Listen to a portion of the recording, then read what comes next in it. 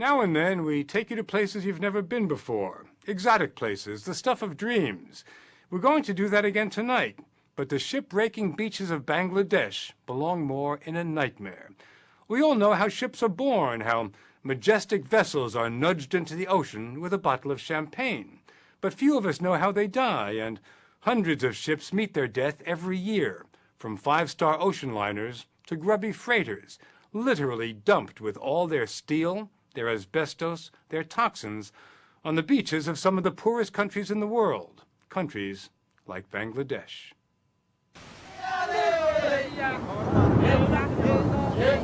You can't really believe how bad it is here until you see it.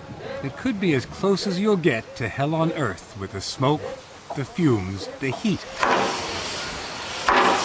The men who labor here are the wretched of the earth, doing dirty, dangerous work for little more than $1 a day. It's not much of a final resting place, this desolate beach near the city of Chittagong on the Bay of Bengal. Ships are lined up here as at any port, but they'll never leave. Instead, they'll be dissected, bolt by bolt, rivet by rivet.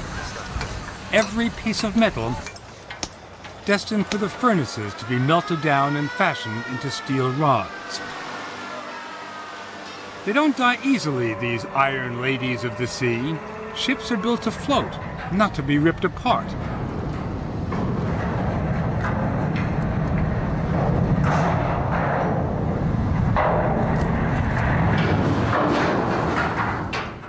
Spilling toxins, oil, and sludge into the surrounding seas. The men who work here are dwarfed by the ships they're destroying, and they dissect the ships by hand. The most sophisticated technology on the beach is a blowtorch. The men carry metal plates, each weighing more than a ton, from the shoreline to waiting trucks, walking in step like pallbearers, or like members of a chain gang. They paint images of where they would like to be on the trucks, pictures of paradise far from this wasteland. When night falls, the work continues, and the beach becomes an inferno of smoke and flames and filth. This industry, which employs thousands and supplies this nation with almost all its steel, began with an accident, a cyclone to be precise. In 1965, a violent storm left a giant cargo ship beached here on what was then a pristine coastline. It didn't take long before people began ripping the ship apart. They took everything, and businessmen took note. Perhaps you didn't need a storm to bring ships onto the beach here. Mohammed Mosim's family has become extremely wealthy bringing ships onto these beaches. He pays millions of dollars for each ship and makes his profit from the steel he sells. The name of his company? PHP. Peace, Happiness, and Prosperity. And this is his latest acquisition. Looks like a pretty big ship. It is one of the small in this yard. It's one of the smallest in the yard. Yeah. They have handled ships as large as 68,000 tons. And how big is this? This is only 4,000 tons. Only 4,000 tons? Yes. This is the first time Mosin has seen this ship close up. In fact, buying a ship is not at all like buying a car. He didn't even need to see a picture before he bought it for $14 million. All he needed to know was its weight and how much the owners were charging for each ton of steel. One of the single most valuable parts of the ship, the propeller. In dollars, what would this propeller be worth to you? Around like $35,000. $35,000? Yeah. for this old propeller? Yeah. Wow. It may be a small ship to Mosin, but getting onto it from the beach is still a bit delicate. Best if you don't look up or down. Work has just begun tearing this old refrigerator ship into pieces. So this is the bridge? This is the bridge. They used to control the total ship from here. Well, there's no more captain, and I'm the captain. You're the captain now. No, I'm the captain. Right. The captain of a dying ship, and the captain of one of the largest of 30 shipyards on this 10-mile stretch of beach. A beach which devours 100 ships every year. most of them from the West. So in fact, this has become the West's garbage dump. It is the West garbage dump. Roland Burke lives here in Bangladesh. He spent a year in these yards writing a book about the industry. We hired him to guide us through the tangled world of shipbreaking. To do the same work in America or in England, I take it would be very expensive.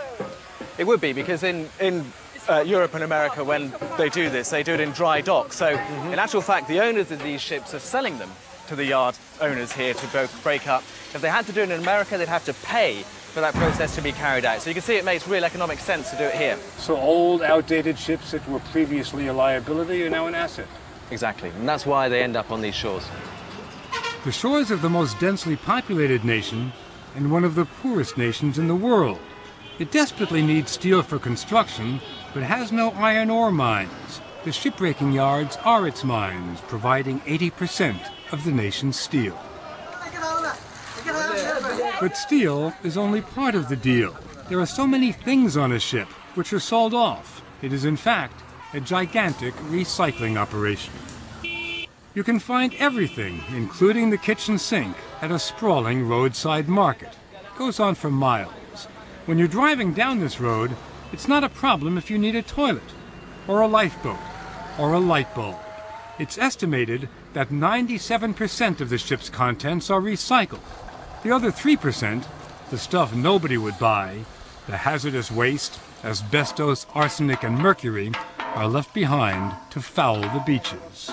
And what we're looking at, which is a recycling operation, is also an environmental disaster. That's true. I think this is really capitalism as red and in tooth and claw and as raw as it gets. Well, at the moment, this is what makes financial sense for everybody, and this is, despite the fact that we might not like it and it doesn't look pretty, this is how it's done.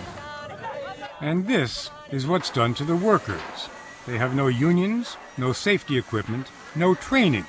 About 50 are said to die in accidents each year, often in explosions set off by blowtorches deep inside the fume-filled holds. You see casualties in the yards, men who are injured here but have no money to go anywhere else. The workers are housed in barracks with no beds, just steel plates scavenged from the ships they break. Many of the workers are not old enough to grow a beard. Some are quite simply children.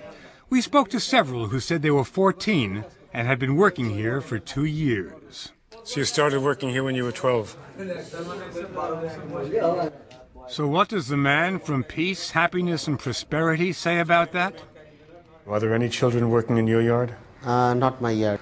Well, we talked to several children. Have you found any in my yard? We found a couple who were 14 and said they've been working there for a couple of years. Okay. They don't work, what they will do then? Their food, shelter, and clothing has to be provided by someone, whether their parents or the government. None of them can afford it. So what they're going to do? So you say that child labor is inevitable, necessary in Bangladesh? If they don't work in shipbreaking yard, they will work somewhere else. They have to. But child labor is only one of the issues.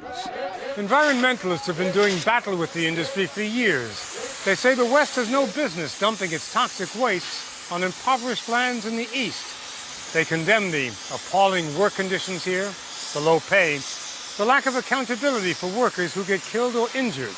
Their most important proposal, that ships get cleansed of their toxic materials in the West before they sail to Bangladesh. That's in line with an international ban which prohibits the shipment of hazardous waste from rich countries to poorer countries. Rizwana Hassan of the Bangladeshi Environmental Lawyers Association is in the forefront of the battle against the industry. She says the shipbreaking yards here don't respect even the most minimal environmental standards. And an industry that can't comply with these minimum standards must not operate. Must not operate? Yes. If you can't pay your worker the minimum wage, you can't operate. If you can't ensure the minimum environmental safeguard, you shouldn't operate. But the owners of the yards argue that environmentalism is a luxury reserved for the rich nations. It becomes quite expensive, which we can't afford. It doesn't matter. All the rules and regulations, all the international conventions regarding shipbreaking were observed here. Would the industry be able to survive? No. it will be stopped from tomorrow.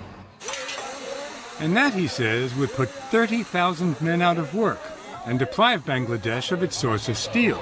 Yeah, good morning, Cap. Channel 10, please. Channel But for now, the shipbreaking industry in Bangladesh is sailing full steam ahead, literally. We boarded a Russian fishing trawler, the Bata, in the final hours of its last voyage. It was eerie walking through the corridors. The lights were on, but nobody was home. It was a dead ship sailing. In the sailor's cabin, the sheets were on the bed, a radio and a flashlight were on the table. A Christmas card, a Russian Christmas card. In the kitchen, pots filled with borscht and potatoes were barely cold. It is a Russian ship. Remnants of the Last Supper. In the dining room, there were still Russian books on a table. They too will end up in the market on that dusty road to Chittagong. There was just a skeleton crew on this skeleton ship. Что там осталось, Петрович? Небольшое, ладно. On the bridge, Captain Eduard Petenko already seemed dressed up for his coming vacation. He had brought the ship all the way from Vladivostok and didn't enjoy the trip. Usually, you're captain of a ship. You're supposed to keep it off the beach. You're supposed to keep it in the water. What does it feel like to take it to the beach? Is it... No like. You don't like it? No like. Sometimes seamen cry.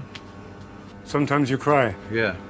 He wasn't even in charge anymore. The baton had passed to the beaching captain, Inam Chowdhury. He had done this 700 times. They call him the executioner. 330. This is a very delicate operation. It's not simply aiming for the beach. He's got to calculate the movement of the tides, the swell, the wind by the minute. He's got to wedge the ship between two vessels already parked there. We're at half speed. It is around, Captain. The workers on ships nearby are cheering. The Bata's arrival means more work, more wages for them. Their backs and their lungs will suffer, but do they have a choice? Blood ships. The Bata steamed its way into its final resting place. The bow got stuck in the sand.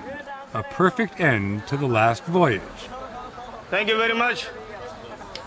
Good steering. In just a few months, it will disappear. Bye-bye. Okay, Cap. Thank you. And Captain Petenko, he'll head home to Vladivostok, but he'll be back here soon. His company has 3 more trawlers heading to these shipyards.